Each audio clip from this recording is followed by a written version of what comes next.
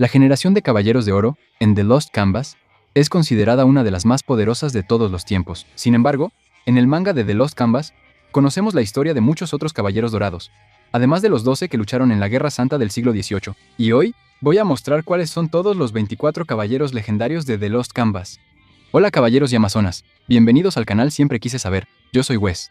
Y en el video de hoy, les traigo la historia de todos los 24 caballeros de oro legendarios de The Lost Canvas. ¿Les gustó el tema? Entonces denle like, suscríbanse al canal, activen la campanita y vamos con este super video.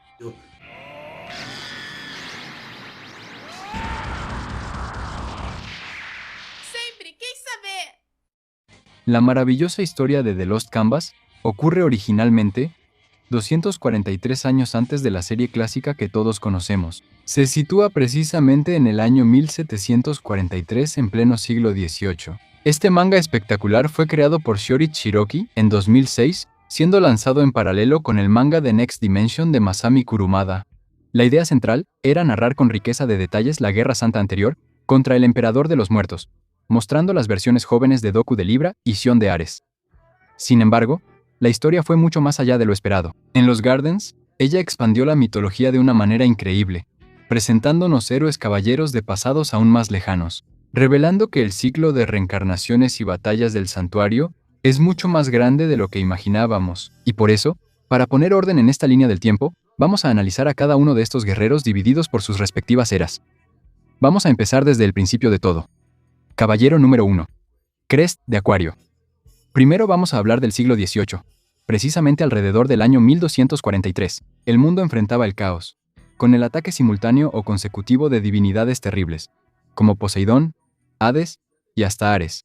Muy pocos detalles fueron mostrados sobre esa época, y la gran mayoría de los caballeros de esa era tuvieron sus nombres y orígenes completamente borrados por el tiempo, quedando solo dos guerreros que se destacaron. Crest es uno de los personajes más fascinantes y longevos de toda la franquicia Saint Seiya, habiendo recibido la sangre de Atena en su juventud, a través del Misofetamenos. Él consiguió el don de la longevidad divina, lo que le permitió vivir por más de 500 años, actuando como el Caballero de Acuario durante 2 eras. En el siglo XIII, Crest fue uno de los héroes que contuvo la furia de las deidades enemigas. Él presenció la violencia de cerca y refinó su cosmos de hielo. Crest, en esa época, tenía apenas 13 años. Él cruzó los siglos, observando la evolución de la humanidad, actuando en las sombras durante el siglo XVI y posteriormente sirviendo como maestro supremo de Degel de Acuario en el siglo XVIII. Sin embargo, terminó su vida bajo el apodo de Koh-i-Noor, poniendo a prueba los límites de su discípulo en un duelo trágico sobre el verdadero significado de ser caballero. Número 2. Itia de Libra. Junto a Crest, Itia fue el gran héroe del siglo XIII. Portando la armadura de Libra, era considerado el caballero dorado más poderoso e imponente de su generación. Su control sobre las 12 armas de Libra era tan absoluto que podía teletransportarlas y comandarlas mentalmente a distancia, obliterando a la mitad de los ejércitos de espectros o berserkers con un solo ataque usando las 12 armas doradas de Libra. La justicia de Itia era la roca sobre la cual se apoyaba el santuario. Su liderazgo fue fundamental para que la humanidad sobreviviera a esa triple amenaza de los dioses.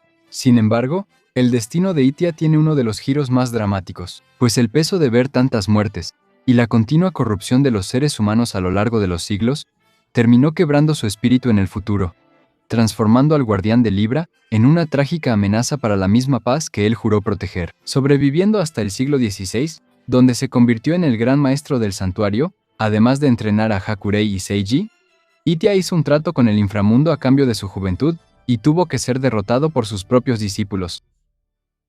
Caballero número 3. Avenir de Ares.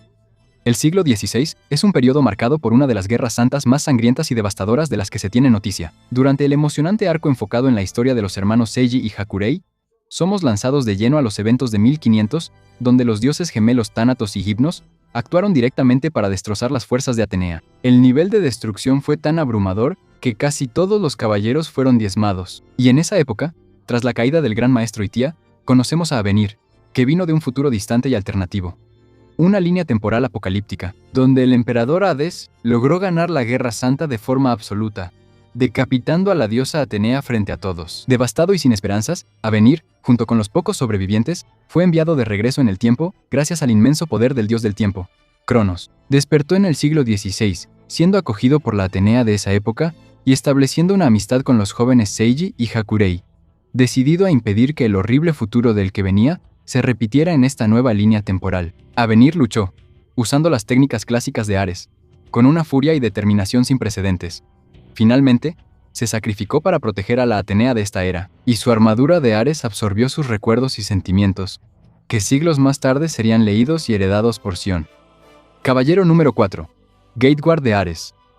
Antes de que Avenir asumiera el liderazgo de la Casa de Ares en esa era, el puesto pertenecía a Gateguard. Él era un caballero dorado, extremadamente orgulloso y devoto al gran maestro Itia. Había quienes lo veían como el verdadero dios en la tierra.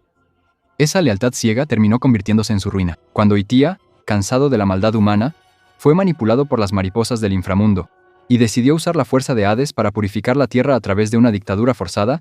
Gateguard fue el primero en seguirlo. Gateguard creía firmemente que estaba limpiando el santuario de debilidades, generando una guerra civil terrible en las 12 casas. Él libró un combate inmortal e ideológico contra Hakurei de Altair, donde Altar, siendo derrotado, se redimió en el último suspiro al comprender el verdadero significado de la voluntad de Atenea.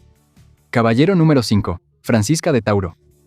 El caballero de Tauro del siglo XVI es la personificación de la fuerza bruta aliada a una agilidad impresionante. Francisca era un guerrero que dominaba una variación primitiva y extremadamente veloz del ataque que conocemos como el Gran Cuerno. Él podía moverse y lanzar ataques rápidos, sorprendiendo a los adversarios que esperaban solo a un caballero pesado. Durante la rebelión interna orquestada por el lavado de cerebro de Itia, Francisca, después de volver a la normalidad, permaneció leal a los principios del santuario. Él unió fuerzas con Hakurei para invadir las 12 casas y contener a los caballeros de oro que habían sido corrompidos por las hadas del infierno. Su participación fue vital para abrir camino y asegurar que el santuario no cayera incluso antes del inicio oficial de la Guerra Santa contra los espectros del siglo XVI. Caballero número 6. Seiji de Cáncer. Seiji es ampliamente conocido en el siglo XVIII como el imponente y sabio gran maestro del santuario, pero en el siglo XVI, él era el valiente y estratégico caballero de oro de Cáncer. Junto a su hermano gemelo Hakurei, fue entrenado por Itia de Libra, y durante la Guerra Santa de 1500 Seiji, demostró una mente extraordinaria, siendo capaz de prever los movimientos de los enemigos con precisión. Cuando la tragedia cayó sobre el ejército, y casi todos murieron debido a la intervención directa de Thanatos e Hypnos, Seiji y Hakurei fueron los únicos sobrevivientes. Ante este escenario de tierra arrasada, Seiji asumió la responsabilidad de convertirse en el gran maestro, pasando los siguientes 243 años de su vida, arquitectando un plan infalible para sellar a los dioses gemelos en la era siguiente, transformando su dolor en estrategia. Caballero número 7. Aeras de Sagitario. Aeras de Sagitario fue otro guerrero de alma noble cuya trayectoria estuvo marcada por la tragedia de la manipulación. Siendo el guardián de la 9ª casa en el siglo XVI, era respetado por su puntería impecable y por su corazón puro, características inseparables de los caballeros de esta constelación. Desafortunadamente, cuando el gran maestro Itia inició sus planes de control mental sobre los caballeros, Aeras terminó siendo infectado y controlado por las hadas del inframundo. Bajo ese trance, usó sus flechas sagradas contra sus propios compañeros, creyendo que estaba combatiendo el mal. Aunque su aparición en la historia sea breve, sirve para mostrar la profundidad del drama vivido por el santuario en esa época, donde incluso los corazones más justos e incorruptibles fueron puestos a prueba.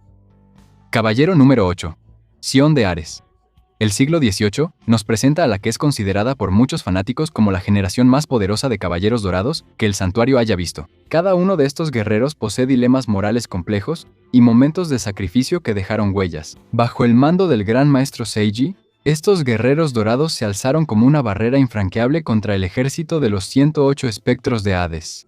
Sion es el joven guardián de la primera casa del zodiaco en esta era. Discípulo directo del legendario Hakurei de Altar, Sion posee un don único y extremadamente raro: la habilidad de leer los recuerdos, sentimientos y técnicas de combate grabados en las armaduras simplemente al tocarlas. Este don, sin embargo, al principio traía una gran carga emocional, ya que él sentía el dolor de todos los guerreros caídos del pasado, incluyendo el sufrimiento de Avenir del siglo XVI. A lo largo de la Guerra Santa, Sion evolucionó hasta convertirse en un guerrero formidable, dominando con maestría la muralla de cristal y la revolución estelar. Él sobrevive a los enfrentamientos finales en los templos malignos en el cielo y recibe de Atena la grandiosa misión de convertirse en el próximo gran maestro, gobernando el santuario durante los próximos 2 siglos para preparar la tierra para la próxima batalla histórica.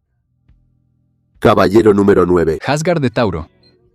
También conocido respetuosamente por el apodo de Aldebarán, adoptado en honor a la estrella Alfa de la constelación de Tauro, Asgard es el gigante de corazón de oro. Él posee una filosofía de vida noble, basada en la protección y en la formación de la próxima generación, cuidando de varios huérfanos en el santuario. En la batalla, Asgard demuestra una fuerza física brutal y destructiva a través del golpe Gran Cuerno y de su técnica máxima supernova titánica, capaz de agrietar el propio suelo. Su lucha contra Cagajo de Bennu es uno de los puntos más altos de la obra, un enfrentamiento de pura honra, donde Asgard decide no matar al adversario al ver bondad en su corazón salvaje. Él fallece de forma heroica, de pie, defendiendo el templo de Pegaso contra asesinos enviados por Pandora, demostrando que su determinación era inquebrantable. Caballero número 10. Teneu de Tauro. Teneu comienza su viaje en la historia como el discípulo más dedicado y esforzado de Asgard de Tauro. Él idolatraba a su maestro y absorbía cada enseñanza sobre el deber de proteger a los más débiles. Tras la trágica muerte de Asgard y el devastador final de la Guerra Santa del siglo XVIII, el santuario necesitaba ser reconstruido desde cero. 6 años después del final del conflicto, Sion, ahora en la posición de Gran Maestro, convoca a Teneu para asumir la gloriosa armadura dorada de Tauro, llevando el legado de su mentor. Teneu asume el puesto con gran honor, utilizando el poder del Gran Cuerno y de la supernova titánica para defender el santuario contra amenazas remanentes, como el despertar del gigante Encélado e Ioma. Caballero número 11. Aspros de Géminis. Aspros es la personificación del genio táctico y del poder devastador, pero cuya vida estuvo marcada por una tragedia. Él era el hermano gemelo mayor y el legítimo heredero de la armadura de Géminis. Sin embargo, su mente brillante fue sutilmente corrompida por una semilla de pura maldad plantada en su alma por Ioma de Mefistófeles, el dios del tiempo Kairos, que reencarnó como espectro. Consumido por la paranoia de que sería pasado por alto para el cargo de Gran Maestro, Aspros orquestó un plan meticuloso para asesinar a Seiji, utilizando a su propio hermano, Dépteros, a través del golpe Satán Imperial. El plan falló miserablemente, resultando en la muerte de Aspros a manos de Dépteros.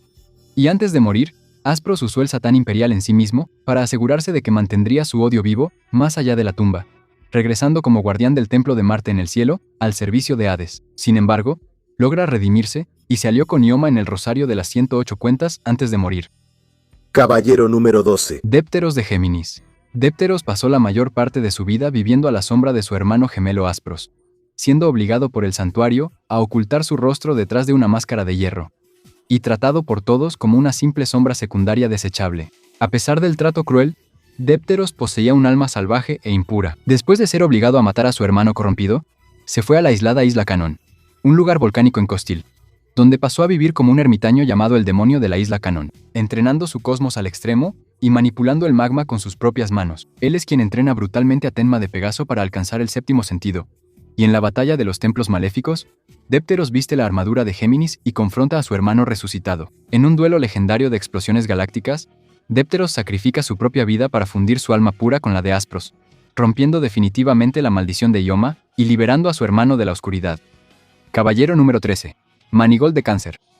Manigold es, sin lugar a dudas, uno de los personajes más carismáticos y queridos de toda la obra. Con un comportamiento cínico, burlón y una actitud rebelde, él esconde un pasado doloroso. Cuando era niño, vio cómo toda su vida era masacrada y empezó a ver la vida humana como basura, hasta que fue acogido y entrenado por el gran maestro Sage. Manigold es capaz de ver y manipular las almas de los muertos a través de técnicas como las ondas del infierno. No teme a los dioses, y lo demuestra al invadir el juego de ajedrez de Thanatos. Con una sonrisa en el rostro, su batalla final junto a su maestro Sage contra Thanatos, el dios de la muerte, es espectacular. Manigold sacrifica su propio cuerpo para destruir al huésped del dios de la muerte, además de darle un puñetazo en la cara a la divinidad. Caballero número 14. Ilias de León. Ilias es una figura casi mítica dentro del santuario. Él fue el caballero dorado de Leo anterior a Regulus y el hermano mayor de Sísifo de Sagitario. Ilias era considerado el guerrero más poderoso de su época, siendo el primer hombre en alcanzar una conexión total con la naturaleza, lo que se conoce como el octavo sentido. Sin embargo, él sufría de una grave enfermedad pulmonar terminal que lo obligó a alejarse de los combates y vivir aislado en los bosques con su pequeño hijo Regulus. A pesar de estar debilitado y tosiendo sangre, Ilias enfrentó valientemente al juez del infierno, Radamantis. Él se sacrificó para asegurar que su hijo sobreviviera, dejando atrás un legado eterno de enseñanzas. Caballero número 15. Regulus de Leo. Hijo de Ilias, Regulus es el prodigio definitivo del santuario. Siendo el caballero dorado más joven de esa generación, posee ojos que le permiten comprender, copiar y superar instantáneamente cualquier técnica de combate que vea solo una vez, ya sea de aliados o enemigos. Su cosmos crece durante las batallas. En el templo maligno, se reencuentra con Radamantis, que ahora estaba absurdamente fortalecido con la sangre divina de Hades. Para combatir a ese monstruo, Regulus eleva sus habilidades a niveles extraordinarios. Él ejecuta la técnica prohibida de la exclamación de Atenea solo, y luego invoca el clamor del zodiaco, lanzando los 12 golpes máximos de todos los caballeros dorados simultáneamente. Aunque su cuerpo se desintegró bajo la presión de tanto poder, Regulus alcanza el estado espiritual de su padre, fusionándose con la naturaleza y despertando el octavo sentido.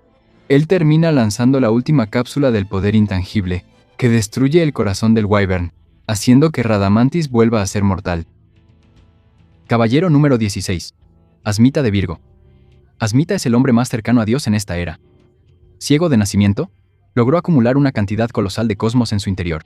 Inicialmente, Asmita muestra una postura fría y cuestionadora, llegando a poner a prueba la determinación de Tenma de Pegaso en el inframundo, para entender si vale la pena luchar por la humanidad. Al percibir la pureza y la esperanza del joven Pegaso, Asmita asume la misión más crucial del inicio de la Guerra Santa. Él viaja hasta Yamiel, y utilizando los frutos del árbol mucurente, combinados con el sacrificio total de su cosmos y de su vida, al alcanzar el octavo sentido, crea el legendario rosario de 108 cuentas. Ese artefacto sagrado pasa a sellar las almas de los espectros derrotados, impidiéndoles resucitar continuamente por el poder de Hades, cambiando completamente el rumbo de la guerra. Caballero número 17, Dooku de Libra. Dooku es nuestro viejo conocido de la serie clásica, pero aquí se presenta como un joven impetuoso, extremadamente leal a sus amigos.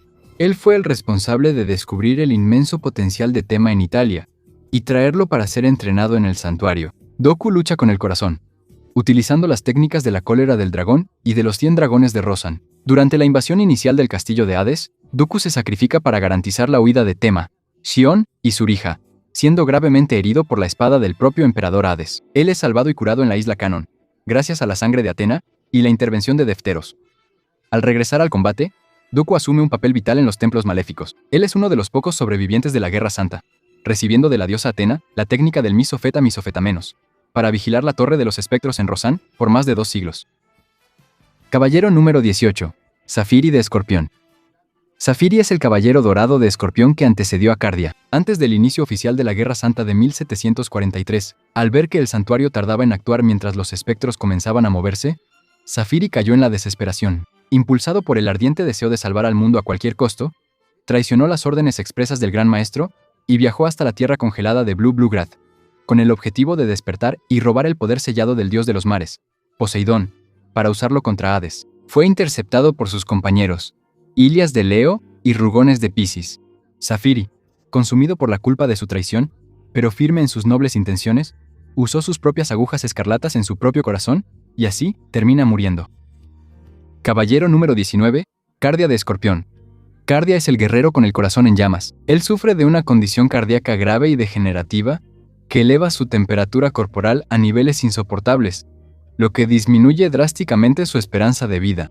Cardia usa esa condición como su mayor fortaleza. Él vive la vida intensamente de forma salvaje y sádica en el combate, siempre buscando un adversario lo suficientemente fuerte como para hacer que su corazón arda hasta el límite antes de morir. Él domina la aguja escarlata y desarrolló la variación mortal llamada aguja escarlata de Cataquil, que inyecta el calor abrasador de su propio corazón directamente en el cuerpo del enemigo. Su misión junto a Degel es inolvidable. Cardia se enfrenta a Radamante de Wyvern en un combate brutal, lanzando la aguja Cataquil Antares en el corazón del juez, alcanzando la muerte gloriosa y ardiente que siempre buscó, mientras usaba sus últimas fuerzas para salvar a Uniti, el antiguo amigo de Degel. Caballero número 20. Sísifo de Sagitario.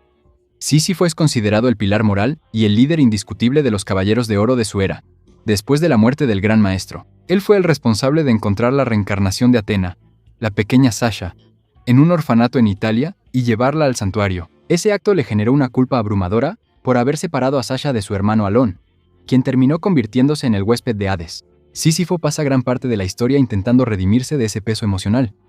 En el campo de batalla, su cosmo es gigantesco. Cuando enfrenta al juez Ayacos de Garuda, Sísifo prueba su lealtad absoluta a Atena, arrancándose los propios ojos para alcanzar el octavo sentido, derrotando al enemigo. Él fallece en la entrada del Lost Canvas, al arrancarse su propio corazón para intentar abrir las puertas de ese lugar. colocando en la balanza del espectro el faraón de Esfinge. Pero incluso después de la muerte, su espíritu permanece de pie para ejecutar la exclamación de Atena junto a Shion y Regulus para abrir las puertas del Lost Canvas. Caballero número 21 es el Cid de Capricornio. Él vive enfocado en un único y obsesivo objetivo: pulir su cosmo y la hoja de su brazo derecho, hasta que se convierta en la espada sagrada legendaria, capaz de cortar cualquier cosa, la Excalibur. El Cid tiene una personalidad fría y reservada, pero demuestra un amor profundo por sus discípulos y por sus deberes. Cuando los dioses de los sueños subordinados de Hipnos secuestran el alma de Sísifo, el Cid parte en una misión de rescate.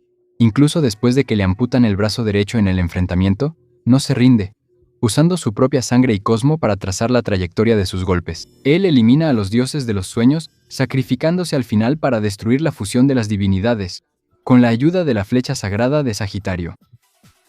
Caballero número 22, Degel de Acuario. Dueño de una mente brillante, pasa gran parte de su tiempo en la inmensa biblioteca del santuario, siendo capaz de leer los astros y comprender textos antiguos en varios idiomas. Él posee un control refinado sobre el aire frío, buscando siempre mantener la mente calmada y racional, heredando las enseñanzas de su maestro Crest.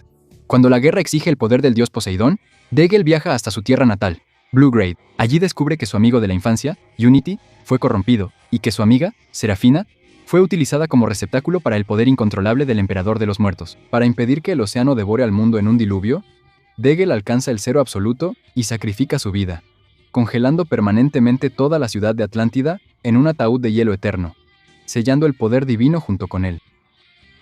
Caballero número 23, Rugones de Piscis. Rugones fue el caballero dorado de Piscis que antecedió a Albáfica, y es el responsable de adoptarlo cuando este era apenas un bebé abandonado en un jardín de rosas venenosas. Sabiendo de la soledad que aguarda a los caballeros de esta constelación, Rugones entrenó a Albáfica con amor, y realizó con él el ritual sagrado del vínculo carmesí, un proceso peligroso, donde maestro y discípulo intercambian gotas de sangre, día tras día, para probar la resistencia al veneno de las rosas diabólicas reales. Aquel que posea la sangre más fuerte sobrevive, mientras que el otro fallece. Rugones sabía que ese sería su final, y murió sonriendo en los brazos de Albáfica, feliz de ver que su pupilo había desarrollado una sangre aún más letal, y estaba listo para asumir la armadura de Piscis. Caballero número 24. Albáfica de Piscis. Dueño de una belleza deslumbrante que rivaliza con los paisajes más hermosos, él eligió vivir en completo aislamiento social, alejándose de cualquier contacto humano, por miedo de que su sangre, que se volvió un veneno extremadamente letal, pudiera matar a inocentes con un simple toque o con su aliento. Cuando el ejército de Hades inicia la invasión al santuario, Albáfica es la primera línea de defensa. Él crea un inmenso mar de rosas rojas venenosas y se enfrenta al juez del infierno Minos de Crepon Griffon. Aun teniendo todos los huesos de su cuerpo completamente destrozados por la técnica marioneta cósmica de Minos, Albáfica demuestra una fuerza de voluntad sobrehumana. Usando su propia sangre que brota, crea una niebla de sangre que se transforma en agujas de sangre envenenada que perforan a sus adversarios. Albáfica clava una rosa sangrienta empapada con su propia sangre venenosa directamente en el pecho de Minos, eliminando al juez y falleciendo poco después. ¿Les gustó conocer a estos 24 caballeros dorados legendarios presentados en The Oxycanvas? Comenten para que yo sepa, y por supuesto, gracias por ver este video hasta el final y hasta la próxima. Que tu cosmos arda hasta el infinito.